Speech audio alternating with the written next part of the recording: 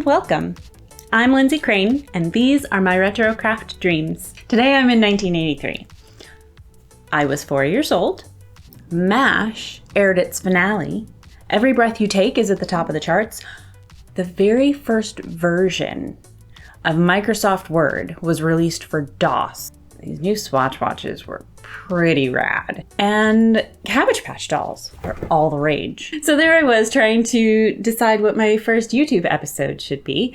And I was setting up my space and kind of thought, you know what? My desk could use some help and a little flair, a little vintage flair. And I remembered that I actually bought a new desk organizer. I just haven't made it yet. And it happens to be a quintessential 80s craft, plastic canvas. Stitching on plastic canvas is essentially needlepoint, or canvas work as it's classically known, and is still known in many parts of the world. I will be doing a lot of needlepoint on this channel, but for today, what you need to know, if you don't already, is that it's basically like a cross between cross stitch and embroidery. It has the counted threads and precise placement that cross stitch has, as well as the variety of stitches that embroidery has. It's also stitched on a much more open weave canvas, typically made of cotton. Plastic canvas, as the name would imply, replaces this canvas with one made of plastic. But this gives it the sturdiness to allow the crafter to manipulate it into three-dimensional items, and is also self-finishing. Both qualities are exactly what I need for my desk. So let's get started.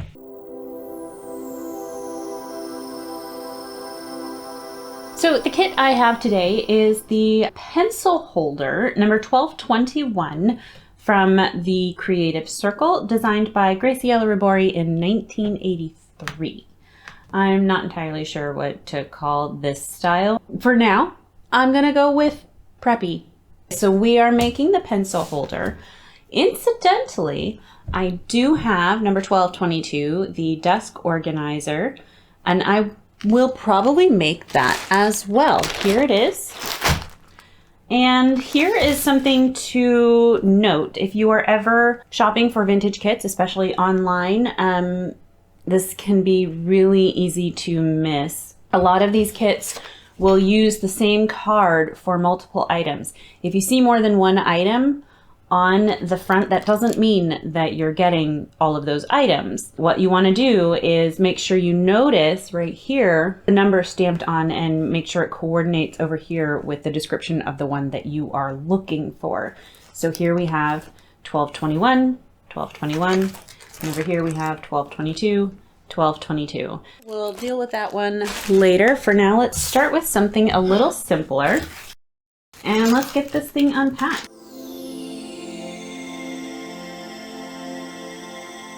So this here shows you how you're going to cut it up, and wow, I think I'm gonna have like a lot of good leftover plastic canvas from this.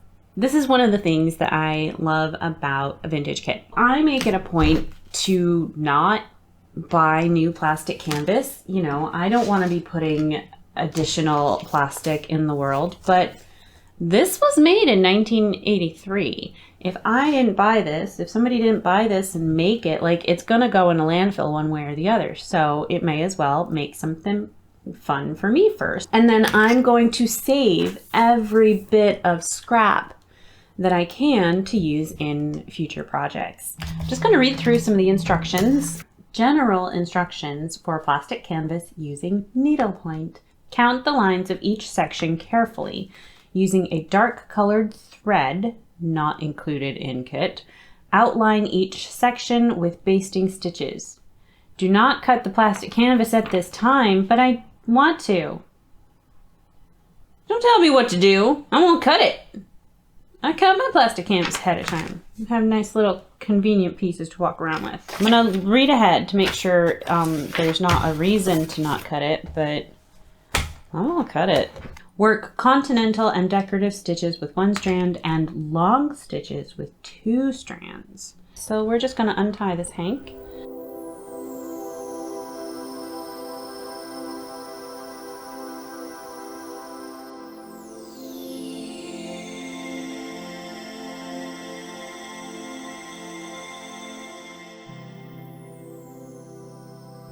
assembly and finishing instructions. Cut out each section along basting lines, being careful not to cut into stitched area. I see no reason why I shouldn't cut it first. It does mean I have to count precisely now, but I'm okay with that. So we are going to count these out because I'm going to cut them.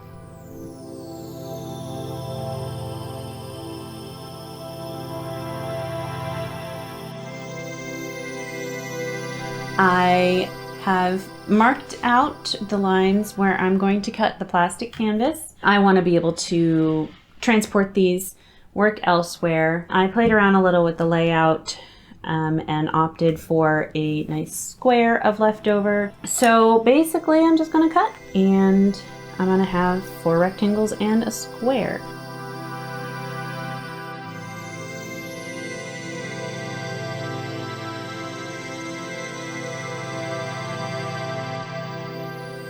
Okay.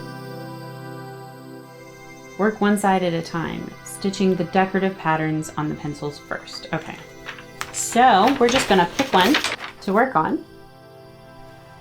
And let's pick something simple. Let's do 1 and 2. So 1 and 2. Pencil 1 is jacquard in blue and red. Pencil 2 is continental in green and yellow. I think I actually want to start with pencil number 2 because then I can start in the corner. So pencil 2 in continental, we're going to start with yellow. All right, we're going up this way. So I've started one corner in, and I'm going to go down that way. And now I'm going to go back up to this hole. So I'm going to come back up here. And so you can see on the back, it's basically gone the long way up. I finished the first piece of yarn, but you know what? I live in Seattle and rainy season is coming. So I'm going to pack this up and just going to enjoy some of the last bit of sunshine.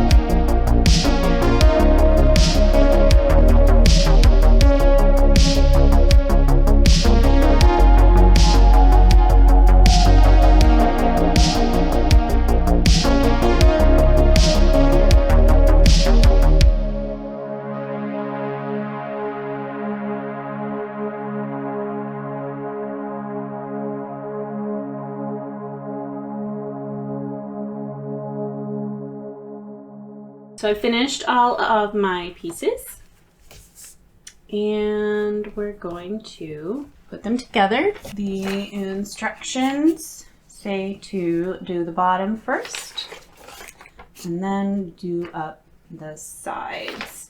Let's just arrange these. I think I was going to put these at opposite sides, but really these are the ones I want to be able to look at. So I think I'm going to put these next to each other and then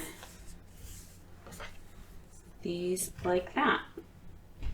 So we've got some remaining white yarn and the needle, and we're just gonna stitch these together with a whip stitch.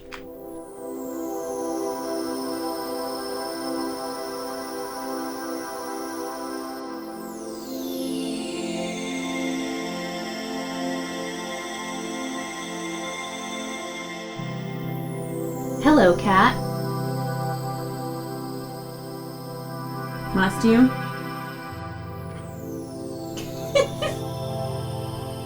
Yes, he must.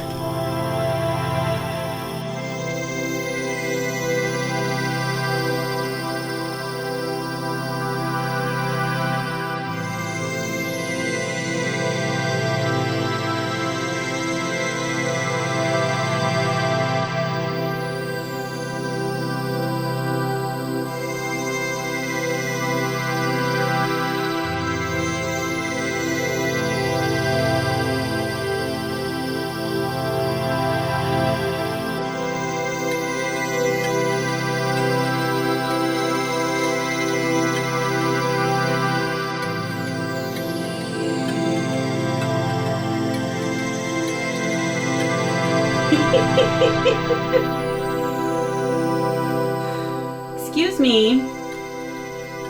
Can you keep walking? Keep going. Keep going.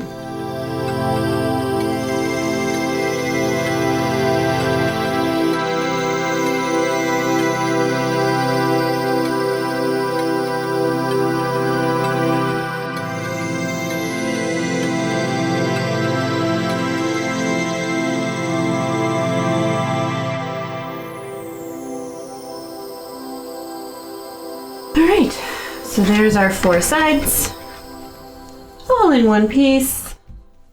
Now, we'll put them up.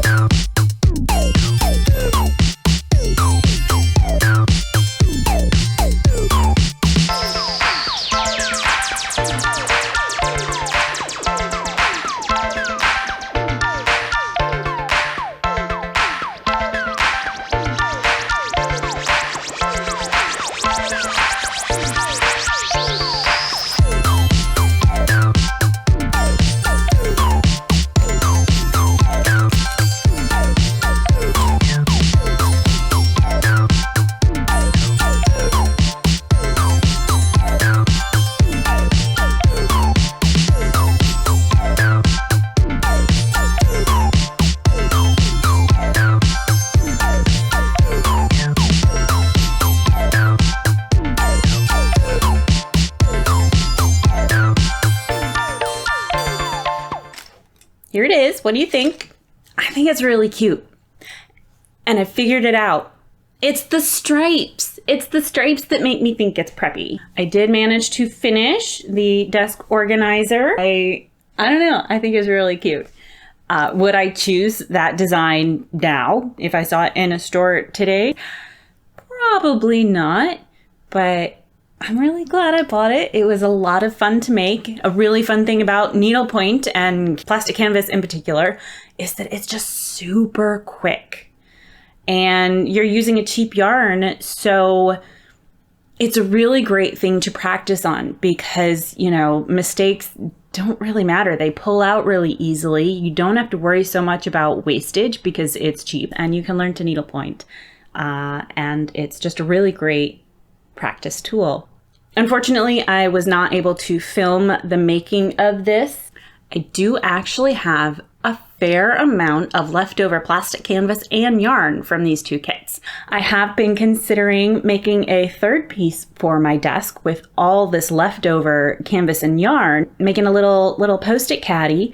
Let me know if you would like to see that, and maybe we can do it together. Also, let me know if you think I should make a pencil design to match these two that I've already got, or maybe I should come up with something entirely new. Maybe some hearts or some retro rainbow action or something. I don't know. I think it'd be just really fun and we could walk through that process together. So let me know down below if that might be something you're interested in. And make sure you subscribe so you don't miss my next video. I've got a lot of fun things planned that I'm really excited to share with you. I just, you know, have to make all the things first. So that's it for today. I hope you had as much fun as I did. Do subscribe, do hit that like button, and I'll see you next time. Thank you so much for watching. Keep on dreaming and happy crafting. Bye. Good morning. Plastic canvas. Plastic canvas. Plastic canvas. I don't know what to do with bangs. It's been a good 30 years since I've had bangs. I might make both. I don't know. What do you think? Is that too much for the first episode?